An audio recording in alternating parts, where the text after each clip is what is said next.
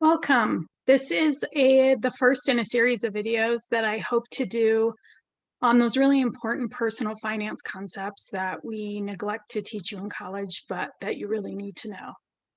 So this is good for everybody, but it's really designed to help those of you who are transitioning out of college, out of your teenage years into adulthood, and just maybe didn't get that financial literacy in school or at home that you really need in life, just basic life skills. So, the first topic we're going to talk about is credit reports and credit scores. And while many of you have heard about credit reports and credit scores, some of you might not know what they are or how they're used. They're a really important tool that people at institutions and organizations use to basically determine what your credit worthiness is.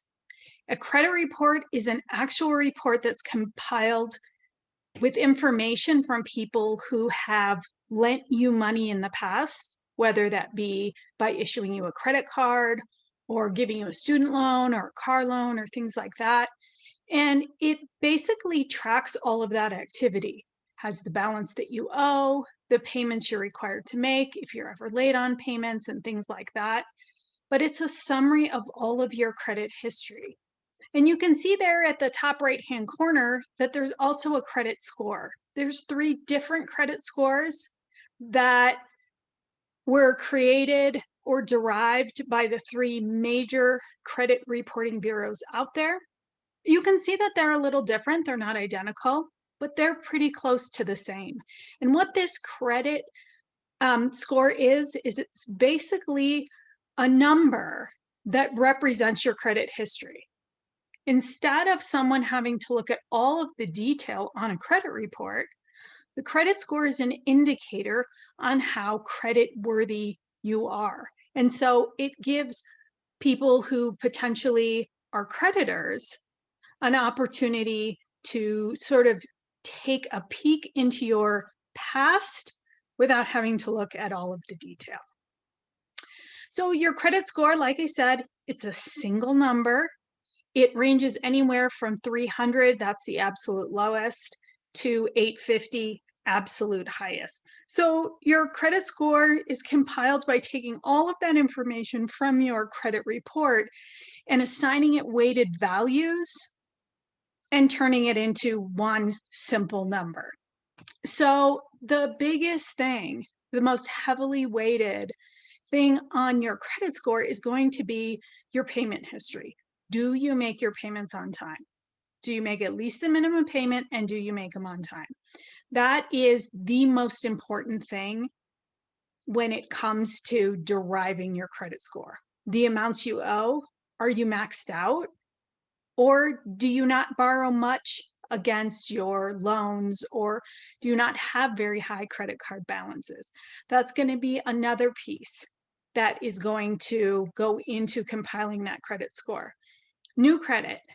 If you go on some sort of a streak where you start applying for credit cards and you apply for 3 within a 1-month period, that's going to show up as an alarm, as a side note on your credit report, and will impact your credit score because it looks a little suspicious.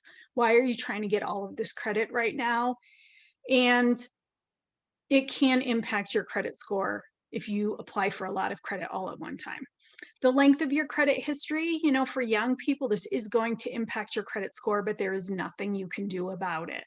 You want to start creating credit for yourself, creating good credit for yourself, because at some point down the line, you're going to want a good credit score.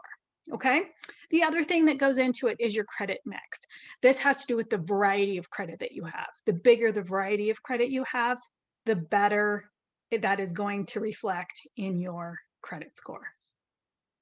You can see down there, there's a chart that has some basic scoring on it and how that scoring might be interpreted in general. So if you go out there and you find your credit score, you can look at this chart and you can see in general how someone might grade that credit score. Now, depending on the specific lender that you're going to, they could have slightly different parameters. They might consider a lower number very good, or might consider a higher number just good. So it's a little subjective depending on the exact organization that's looking at your credit score, but that will give you a general range when you're trying to determine where you fall on your credit score. So what's the importance of credit? Well, a lot of young people aren't really concerned about credit right now, but when you want to make some of those big purchases in your life, buy a car, buy a house, borrow money for an RV or a boat, a lot of times we don't have cash for that, those kinds of expenditures. And so we are going to need to borrow money. And the better your credit score, the more likely you're going to get a loan to purchase those things. Your credit score can also get you a lower interest rate on car loans and mortgages. If you have a really good credit score, you could actually get a 0% car loan many times. And if you can borrow money for free, well, that seems like a pretty good deal. If you don't have a good credit score, you're risky. And so you're going to have to pay a higher interest rate because you are riskier. And more employers are starting to run background checks. And these background checks many times include your credit score. Many people think this isn't fair, and I don't have a judgment on that, but it is another piece of information that an employer can look at to see if you're the type of employee they're looking for.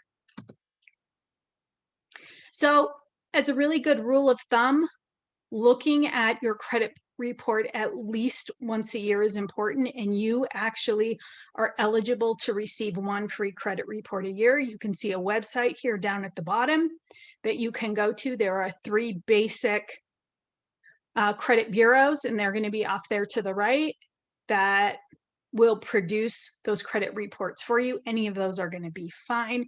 There are a lot of regulations and things regarding the reporting of credit. You want to check your credit not only to see how well you're doing, but also to make sure no one has stolen your identity and done something to your credit without you knowing.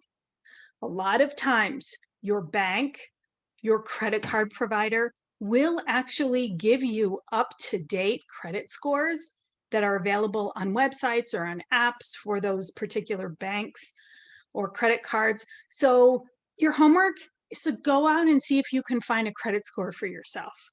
It's an important thing to know, and at least it'll give you a baseline so you know what you're working with. Have a good one, and I'll be back soon with another personal finance topic.